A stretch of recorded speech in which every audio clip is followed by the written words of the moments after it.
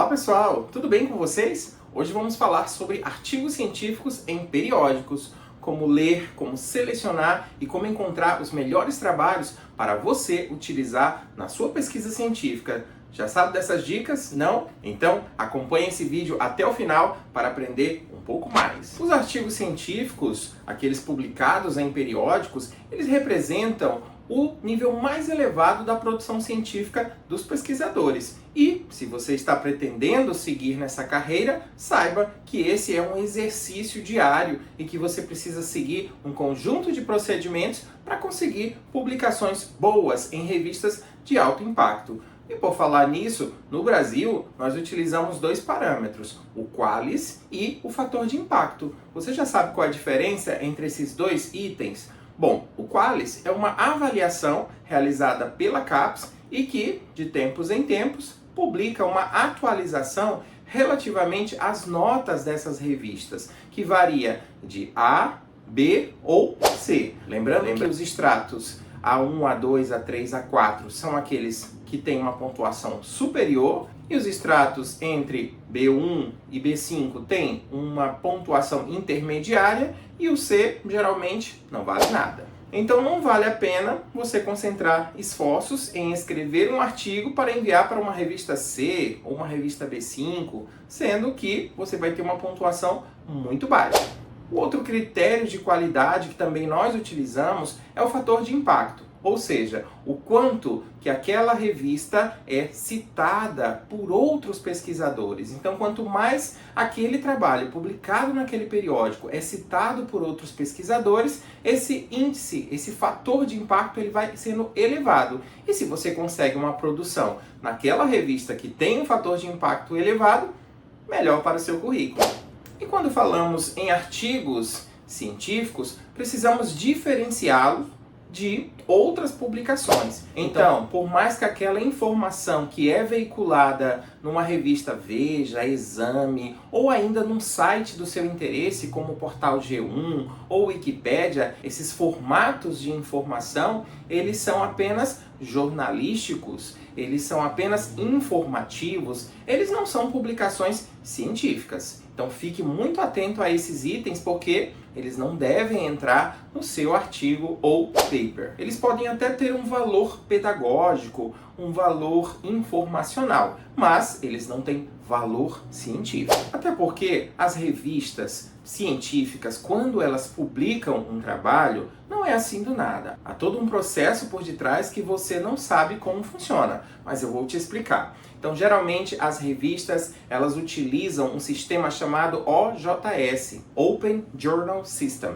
no qual você faz o anexo do seu trabalho. E ao fazer esse anexo, o editor, a pessoa responsável pela revista, ela vai encaminhar o teu trabalho para avaliadores, é o Blinded Review, ou seja, avaliações às cegas, em que 2, 3 pesquisadores, geralmente doutores ou pesquisadores de instituições de pesquisa, vão receber esse trabalho de maneira anônima para fazer essa avaliação. Então, há todo um conjunto de critérios estabelecidos pelo periódico para que o avaliador cheque se aquele trabalho está dentro das normas e se, principalmente, esse segundo fator, se o conteúdo daquele trabalho representa uma inovação, representa algo positivo para os pesquisadores da área. Dessa forma, ele terá como decidir se, opção A, o artigo foi aceito.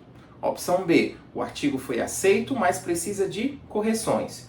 Ou, opção C, o artigo não será aceito e será rejeitado pelo aquele periódico. Então, a revista ela vai receber todos esses pareceres e vai ter uma média. Será que todos os avaliadores concordam que o trabalho precisa ser publicado? Ou houve uma divergência entre alguns pesquisadores, uns consideram que sim, outros consideram que não? Enviamos para um terceiro avaliador, um quarto avaliador, para que ele possa desempatar, ou seja, decidir se realmente aquele trabalho merece ser publicado ou não. E por vezes, o pesquisador que envia o trabalho, ele fica um pouco ansioso, um pouco chateado, porque a revista demora muito tempo para conseguir te trazer uma resposta relativamente ao teu artigo. Mas por que isso acontece? Vocês já pararam para pensar?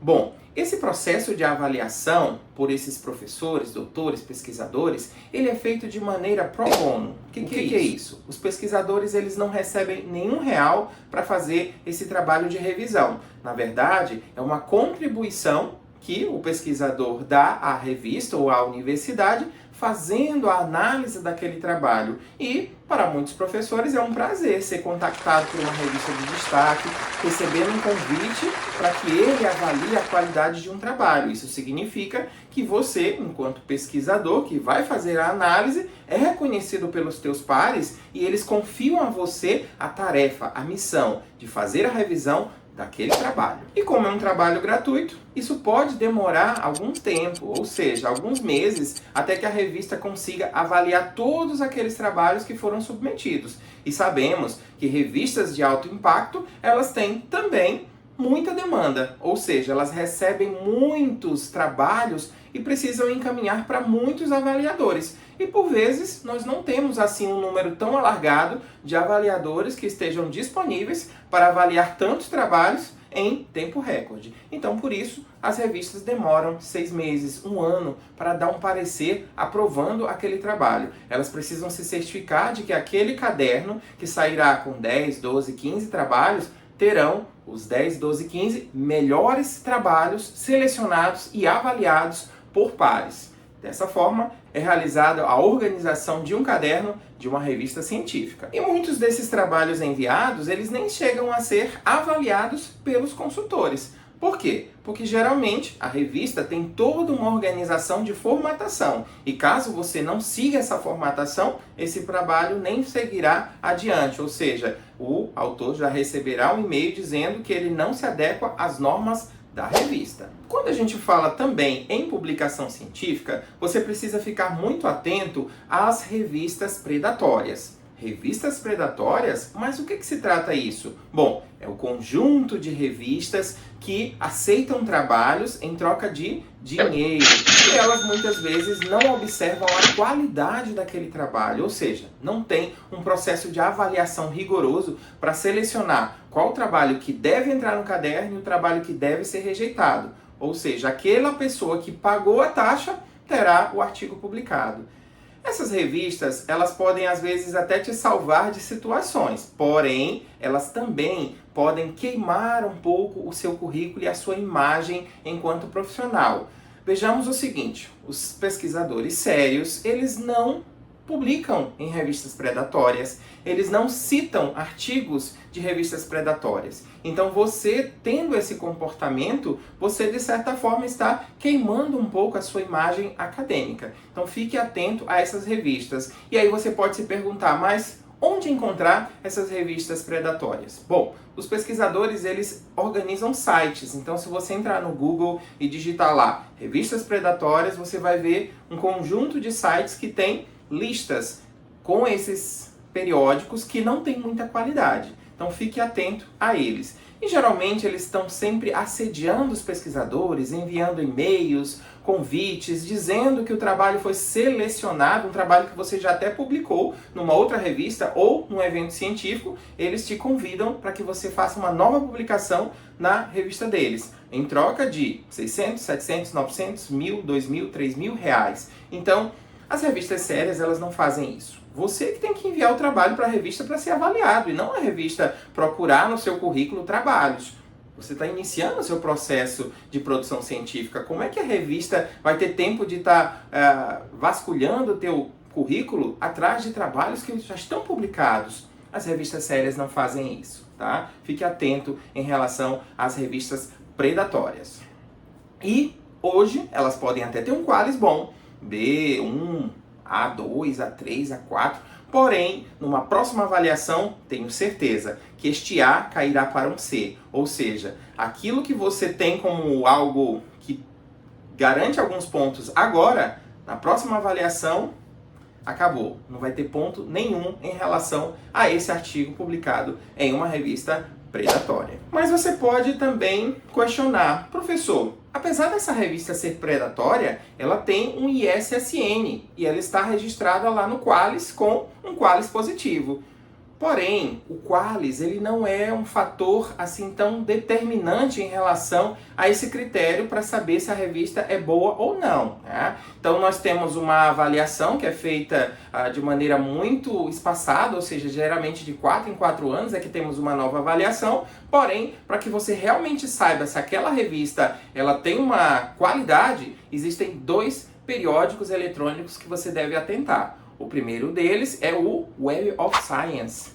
Observe se aquela revista que você quer enviar o trabalho está lá. E uma outra base de dados importante também é a Scopus. Observe essas duas, Web of Science e Scopus. As duas são padrões de qualidade a nível mundial. Então, se a revista que você quer publicar está nessas bases de dados, significa que são revistas de excelência, porque são bases muito rigorosas e que só admitem trabalhos em revistas bem qualificadas, que têm bons qualis e bons fatores de impacto. Bom, então esclarecidos esses aspectos iniciais sobre o que é um trabalho de qualidade, o que é um artigo científico e onde encontrar trabalhos que de fato possam ter qualidade e valor para a sua pesquisa científica, é o momento de pensar em aspectos relativos à leitura. Será que todo trabalho merece a nossa leitura, a nossa atenção? Alguns trabalhos, por mais que estejam publicados em bons veículos, eles nos enganam. Ou seja, no título tem algo, mas no corpo do trabalho tem algo completamente diferente. Nem todo mundo sabe como elaborar um bom título, nem todo mundo coloca exatamente aquilo que você está precisando nos artigos científicos. Então, a minha primeira dica é que você observe 2 aspectos. Primeiro, o título. Segundo, o resumo. Então, se o título e o resumo estão bem alinhados e eles conseguem prender a sua atenção, então merece um destaque especial. E aí você coloca eles de um lado ou numa pasta para que você depois possa fazer uma leitura aprofundada, porque ainda não está decidido se realmente você vai fazer a leitura deste trabalho. Pode ser que ele ainda seja descartado por você. Portanto, a minha dica é uma leitura não sequencial. A partir do momento em que você já sabe que aquele título é adequado e o resumo contém as informações necessárias para a continuidade da leitura, você vai partir para outros pontos, sobre os tópicos que estão ali desenvolvidos no artigo e também sobre o seu conteúdo. No que tange essa leitura não sequencial, eu inicio sempre pela introdução, observando o objeto que foi estudado, a pergunta-problema, a motivação e a justificativa por ter feito aquele trabalho. Em seguida, eu pulo lá para os resultados. Será que ele consegue responder a questão problema? Eu identifico logo lá na discussão dos resultados se a questão problema foi respondida na sua totalidade. E assim, tendo esse casamento, ou seja, da introdução com os resultados, eu consigo confirmar a qualidade do trabalho. E aí eu vou rever outros pontos, como as considerações finais e, por último, sabe o que eu observo? A revisão de literatura. Por quê? Geralmente são conjuntos de aspectos teóricos que estão ali para elucidar, para clarear um pouco mais os temas que foram escolhidos naquele trabalho. Então a revisão de literatura, ela, se você já sabe do tema, está interessado mais na aplicabilidade que os pesquisadores deram àquela temática, ela é um pouco irrelevante, a não ser que eu esteja no início de carreira, queira aprender um pouco mais sobre a teoria, aí sim, a revisão de literatura pode ser importante. Mas o que geralmente nós observamos? Os temas que são abordados, os autores que são citados e a periodicidade daquelas citações, ou seja, aqueles trabalhos, eles são dos últimos anos ou já são referências muito antigas, com teorias já ultrapassadas, com conceitos já não muito utilizados. Então, são esses os aspectos que nós devemos avaliar para a qualidade de um bom trabalho científico. Bom, 2 outros itens também que são muito frequentes em publicações científicas em periódicos e que acho que pode fazer parte do imaginário, da curiosidade de vocês, é relativamente ao DOI e o Work ID ou ORCID, como é chamado aí por alguns pesquisadores. Então, com relação ao DOI, é uma numeração que os artigos recebem por parte das revistas e permite com que aquele trabalho seja identificado muito mais rapidamente. Então, algumas revistas elas têm o DOI, outras não têm. Por quê? É algo que surgiu depois, ou seja, em 2005 iniciou esse processo de DOI em periódicos científicos. E hoje em dia, a grande maioria das revistas de qualidade, elas têm um DOI. Até mesmo alguns eventos científicos nós também já encontramos o DOI.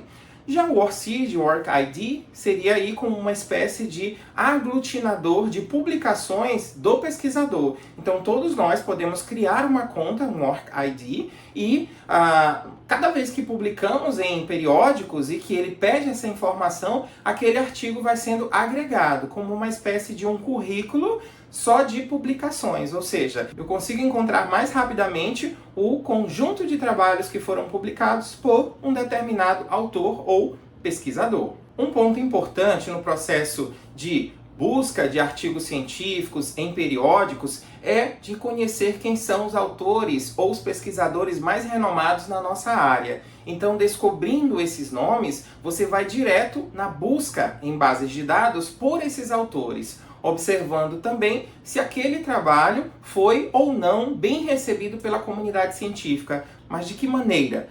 Quando observamos que aquele trabalho teve muitas citações. Então, ao pesquisar o nome do autor, eu, logo em seguida, identifico os artigos. E, identificando os artigos, eu identifico pelo nome do trabalho no Google ou uma base de dados, se aquele trabalho teve ou não muitas citações. Então, se é um trabalho já bem referenciado, bem reconhecido pela comunidade científica, isso nos dá mais segurança para que a gente possa referenciar também esses trabalhos nos nossos TCCs, dissertações, teses e artigos.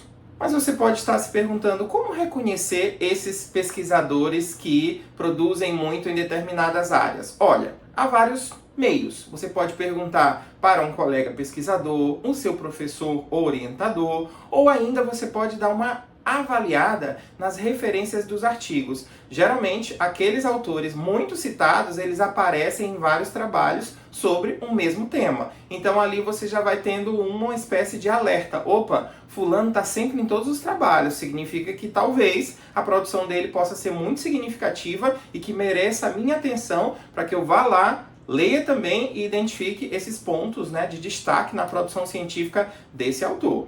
Espero que essas dicas possam ter te ajudado a diferenciar entre uma produção e uma produção científica e que você agora saiba exatamente onde encontrar boas revistas, bons artigos, bem como a maneira correta de realizar as leituras sobre artigos científicos em periódicos, ou seja, título resumo, introdução resultados, considerações finais e, por fim, revisão de literatura e possíveis referências utilizadas pelo autor.